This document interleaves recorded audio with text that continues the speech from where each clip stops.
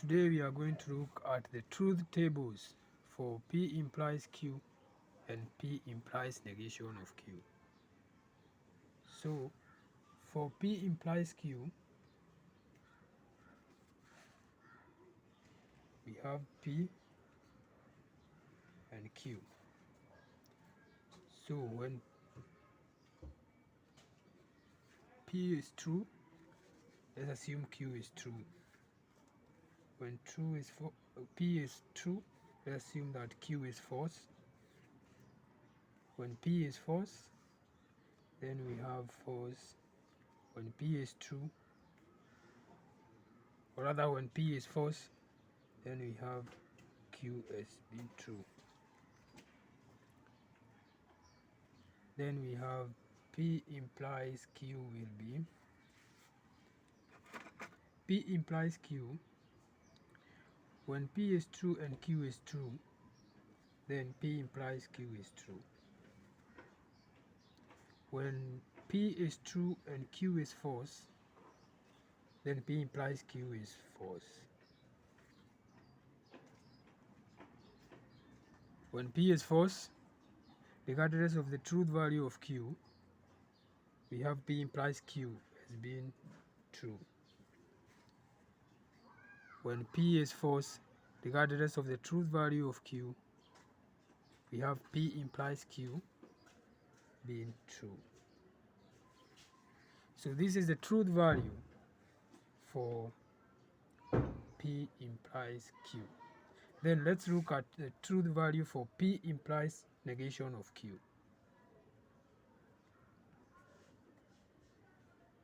Negation of Q. So we have P, Q. So true, true, false, false. True, false, true, false. Then negation of Q. Negation is basically the opposite of Q. The negation of Q is basically the negative of Q. So when Q is true, negation of Q will be false. When Q is false, negation of false will be true.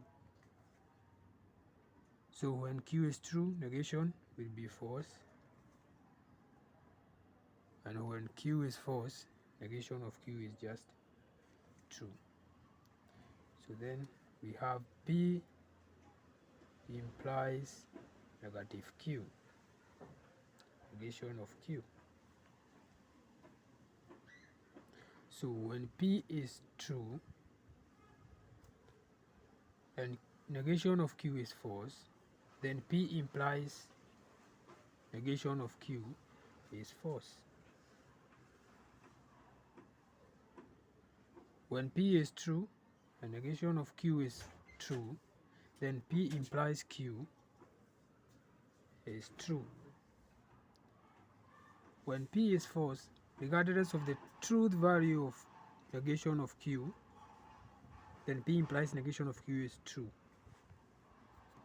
When P is false, regardless of the truth value of negation of Q, then P implies negation of Q is true.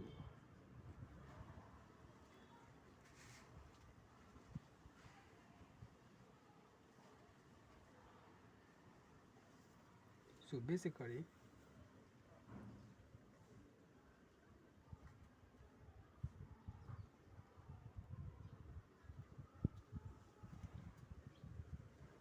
P implies Q is false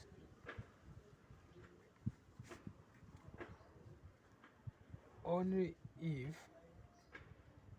the truth value, only if the P is true and Q is false.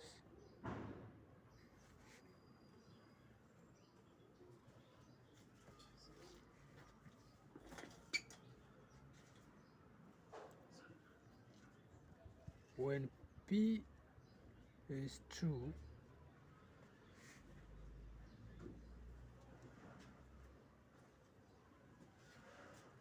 regardless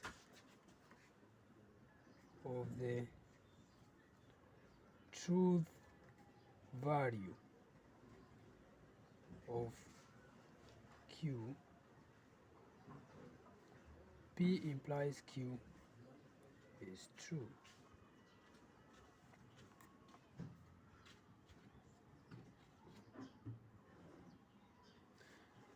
So if P implies Q is false, that means that P is true and Q is false.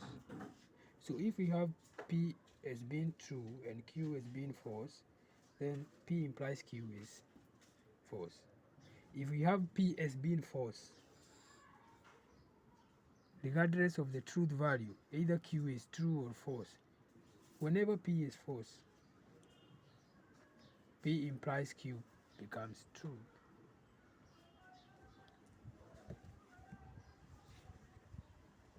That is it.